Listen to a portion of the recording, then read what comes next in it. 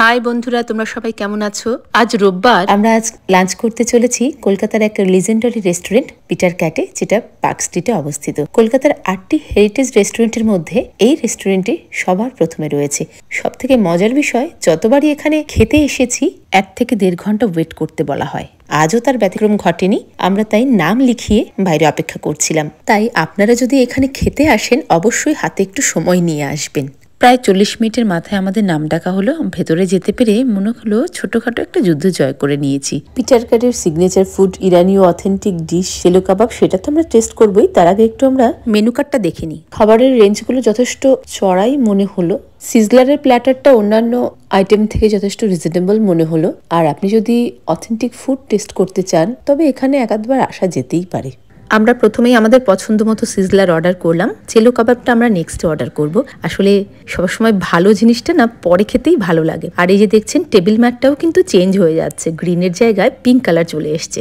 বাচ্চাদের পছন্দ chicken stake sizzler, husband নিল গ্রিলড ফিশ সিজলার। আর আমি অবশ্য এই দুটো সিজলার আগেও টেস্ট করেছি, খুবই ভালো। তবে এবার একটু অন্য সিজলার অর্ডার করলাম, তন্দুরি মিক্সড গ্রিল সিজলার। জানি না এটা কেমন টেস্ট, ফার্স্ট টাইম ট্রাই করছি। গ্রিল ফিশ সিজলার প্ল্যাটারটা চলে এলো। সিজলারের সিজলি সিজলি সাউন্ডটা না বেশ ভালো লাগে আমার।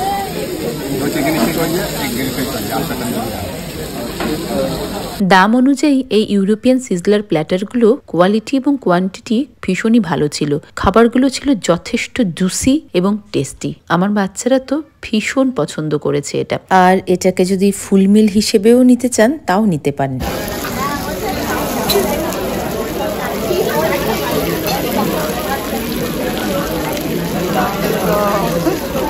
ওয়াও, আমার মিক্সড গ্রিল সিজলার চলে এসছে। এবার আর কোনো কথা বলবো না, আমার ভীষণ খিদে পেয়ে গেছে। চলুন এবার খাওয়া শুরু করা যাক। ভীষণ গরম ছিল, তাই আমাকে একটু ফু দিয়ে দিয়ে খেতে হচ্ছিল। প্রথম বাইটে আমি যেটা খেয়েছিলাম সেটা ছিল paneer. So soft and juicy, spicy, কিন্তু খুব ঝাল কিন্তু নয়, সবাই খেতে পারে এমন। আর এখানে আপনি দেখতে পাচ্ছেন ছিল পনির, একটু মেটে, সসেস, মাটন ও চিকেনের একটা বিশাল লেগ পিস, আর 2 রকমের ফিশ, শ্রিম ফিশ আর এগ।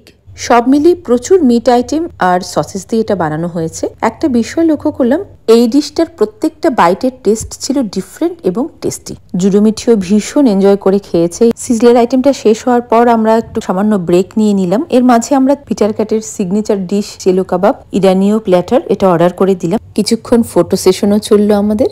এরপরে চলে এলো আমাদের পিটার ক্যাটের সিগনেচার ডিশ চেলো কাবাব, একটা কমপ্লিট প্ল্যাটার এটা, যেটাতে রয়েছে butter rice with poached egg, grilled কাবাব এবং সাথে ভেজিটেবলস। এত সুন্দর একটা অ্যাম্বিয়েন্সে বসে এত সুস্বাদু সব খাবার টেস্ট করার না মজাই আলাদা। সবশেষে কোক অর্ডার করলাম। কোকে গলা ভিজিয়ে যেন ভীষণ ভালো লাগছিল। আদার্স অনেক বেভারেজ আরো ছিল, কিন্তু কোকটাই আমাদের খেতে ইচ্ছে করলো।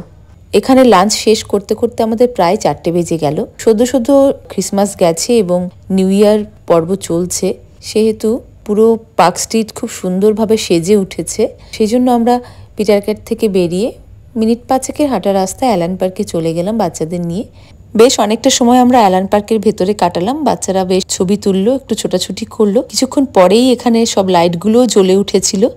পার্কের ভেতরে বিশাল স্টেজ করা হয়েছে, প্রচুর লোকেরও সমাগম হয়েছে। ভীষণ সুন্দর লাগছে চারপাশটা। পার্কের সামনে এই সুবিশাল ক্রিসমাস ট্রিটা না দারুণ লাগছিল, আর লোকের ভিড়ও ছিল প্রচুর সেখানে। ক্রিসমাস এবং নিউ ইয়ার সিজনে প্রতি বছরই পার্ক স্ট্রিট যেন আলো ঝলমলে হয়ে সেজে ওঠে। এবারও তাই ছিল। পার্কের ভেতরে খুব সুন্দর মেলা হচ্ছিল, সেখান থেকে রাজীব সবাইকে সবার পছন্দের গিফট কিনে দিল। বছরের শেষ সানডেতে আমরা খুব সুন্দর একটা সময় কাটালাম, খুব সুন্দর একটা লাঞ্চের সাথে। পার্ক স্ট্রিটের আলো ঝলমলে রাস্তায় সবাইকে নিয়ে হেঁটে বেরিয়ে ভীষণ ভালো কাটলো আমাদের দিনটা। ফেলে আসা বর্ষায় যত দুঃখ কষ্ট পাওয়া না পাওয়া থাকুক না কেন, এগুলোকে পেছনে ফেলে যেন আমরা নতুন বছরকে স্বাগত জানাতে পারি। নতুন বছর যেন সবার খুব ভালো কাটে, এ কামনাই করি।